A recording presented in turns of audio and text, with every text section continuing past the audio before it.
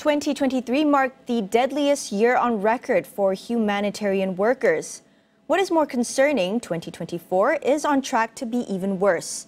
On World Humanitarian Day, world leaders were asked to make the protection of health facilities, health workers, and the people they serve a priority. Nur Hafizah Shamsudin from Viva Palestina Malaysia talks about the safety of aid workers in Gaza in the hopes of bringing more awareness to the issue.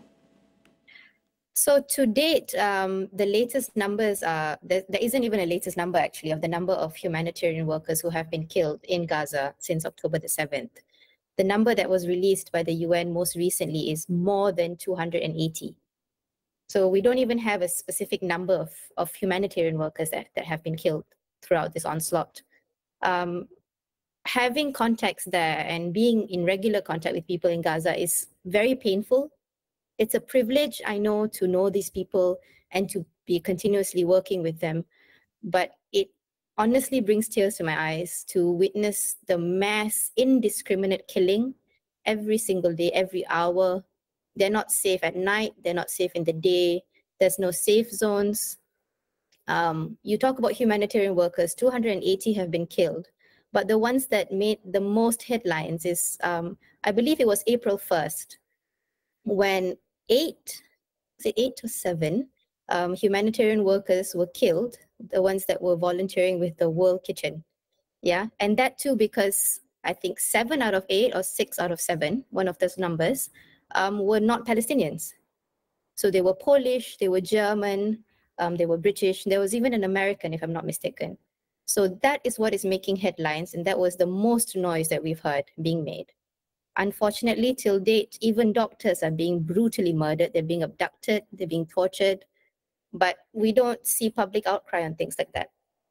As the war enters its 10th month with over 40,000 Palestinians killed, Nur sends a message to Malaysians to do more to help the Palestinians. But I also do understand that there is donor fatigue amongst all of Malaysians. We are also faced with a cost of living crisis right now.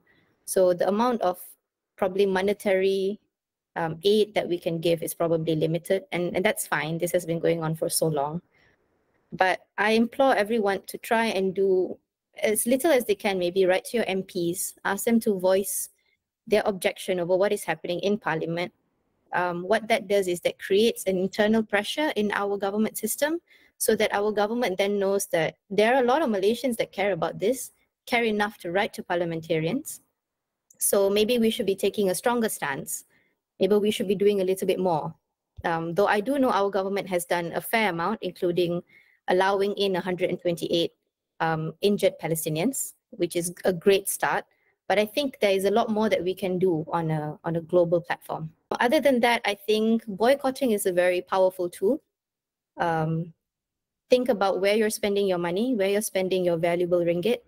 Is it in an organization that supports genocide? Is it to an organization that aids and abets genocide? So your spending power is extremely powerful.